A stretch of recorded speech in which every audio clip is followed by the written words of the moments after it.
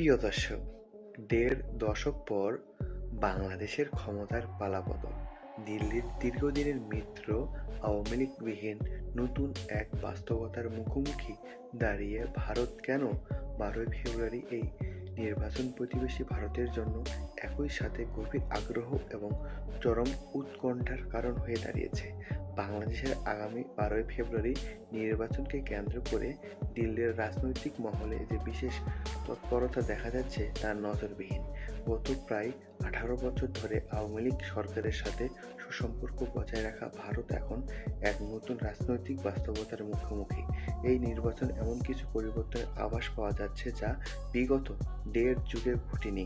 প্রথমত, দীর্ঘ সময় পার হয় ঢাকায় আওয়ামী লীগবিহীন একটি সরকার গঠিত হতে যাচ্ছে, যার সাথে খাপ খাইয়ে নিতে দিল্লিকে নতুন করে কৌশল জাগাতে বা সাজাতে হচ্ছে। দ্বিতীয়ত, তারেক রহমানের নেতৃত্বে বিএনপি এককভাবে ক্ষমতায় আসবে নাকি জামায়াতে ইসলামী সাথে নিয়ে কোয়ালিশন গড়বে, তা ভারতের জন্য বড় দুশ্চিন্তার কারণ। ২০০১ থেকে ২০০৬ সালের তিক্ত অভিজ্ঞতা মাথায় রেখে ভারত এখন সতর্কভাবে পরিস্থিতি পর্যবেক্ষণ করতেছে। বিশেষ করে জামায়াত ইসলামী ক্রমবর্ধমান প্রভাবকে ভারত কিভাবে মোকাবেলা করবে বা তাদের সাথে এনগেজ করবে তা এখন বড় প্রশ্ন। সবকিছু ঊর্ধ্বে ভারত পূর্বাঞ্চলের নিরাপত্তা। এই ইস্যুতে দিল্লি কেন আপোস করতে নারাজ?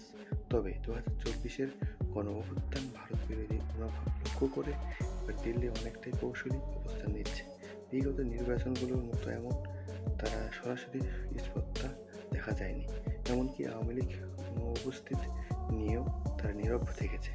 মূলত মিত্র হারানো এবং নতুন শক্তির উত্থানের মাঝে নিজেদের জাতীয় স্বার্থ রক্ষা করতেই ১২ই ফেব্রুয়ারি এই ভোটকে ঘিরে ভারতের এক সতর্ক নজর।